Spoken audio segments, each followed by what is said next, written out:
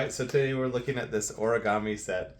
This has 54 patterns, 120 pieces of paper, but you see these little pictures on here that the paper actually come with those printed on, and that's the reason why you want to get a set like this instead of just having your own pile of paper and downloading instructions. You do have the instruction book, and it's pretty extensive. It has all the different of the 54 patterns, but it also shows which paper goes with each pattern, which is really, really cool, because then as you pull out your paper, you'll see some of them are just colored paper, but most of them have designs for different animals on it, or a fish, or a Christmas tree, or a giraffe,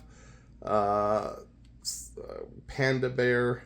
So there's all sorts of different kinds of patterns there, and several of the same one. So you are gonna, well, I shouldn't say several, 2 or 3 of each pattern, because there's 120 pieces of paper but 54 patterns.